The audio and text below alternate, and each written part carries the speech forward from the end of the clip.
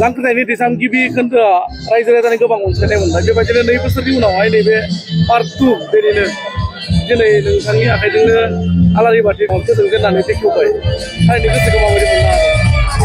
आङो जवा बोसोरबो बेखेवनो मोनदों देग्लायबो बेखेवनो मोनदों आंनि थाखाय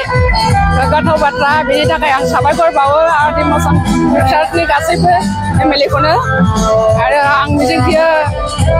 बे फिल्मा जवा बोसोर थांनाय बोसोरनि बायदि आरो सेथि जे फिल्म ओंखारनानै थांबाय बेबायदिनो दानियाबो बे जांख्रिथायनि दैसाम नैथि जांख्रिथायनि दैसामाबो रायजोआ अनसायनानै जानो सानदों आरो दाबो नुनाय जायाखै नालाय नुगोन जायखिजाया आङो गासैबो रायजो राजाखौ खावलायगोन बे फिल्मखौ बयबो जुदि अनसायो बयबो नायो। थारैनो नैबे प्रिमियार शो दिन्थिनाय बुब्लियाव बाहागो लाफैबाय गोसोखौ माबायदि मोनदों? जोबोद मोजां नांदों। जों बेबादि सावथुनखौ जों बे बैसोआवबो नुगोन होननानै आं सानाखैमोन नाथाय नुनो मोनबाय आरो बिनि थाखाय आं बयनिबो गोजोननायजों आङो मोजां मोननायखौ जासिगोन जोंहा अनजालु फंबाय चक्रसिं मुसाहारिनो बेखौ आं बुंबाय हायोमोन नों माहाजोन जाबाय नाथाय ओरैबादि मोनसे खामानि माव जाय खामानिनि जोहै बर' हारियानो खामानि हारिनि गेजेराव माखासे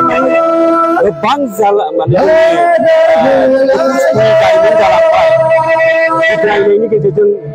जारिमिन जालांबाय माखौबा मोनबाय माखौबा मोनाखै नाथाय बैफोर दुखु सुखुखौ जाहाथे हमथाना लाखिनो हानाय माबा मोनसे थुलुंगाखावना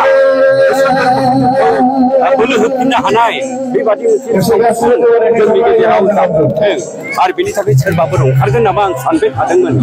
आरो जोबोद मोजां नांदों जोंनि फंबाय चक्रसिं मुसाहारिया माखासे मानि बर' हारिनि गोनां गथा जोंनि रिंगु दामसा माखासेखौ लानानै फावखुंग्रिफोरखौ लानानै जथायनानै बे खामानिखौ मावफुंनो हाबाय। आङो गोबां खेब आं खोनादों मेथाइफोरखौबो खोनाबाय हायो आङो जेब्ला मबाइल दाङो मबाइल दांबानो इउटुबाव आङो बे जांख्रिथाय दैसाम बेनि मेथाइ खोनासंनो मोनो मालाबा खोन्दोसे खोनायो गोसो बोरैबा मोजां मोननायनो अब्लाबो गोसोआ जांख्रिथायारि दुखुबो थायो बेबायदि गोसोआव मालाबा जाखांफैयो आरो आंनि बिदा फंबाय माखासे मानिनि थाखाय जिउ जायफोरा बलिदान होबाय हारिनि थाखाय बे बलिदान होनायनि थाखाय बेबायदि जांख्रिथायनि दैसाम बेबायदि सावथुना बिसोरनि सोलेराव आत्मायाव गोजोननाय लाबोगोन होननानै आङो साननो हायो।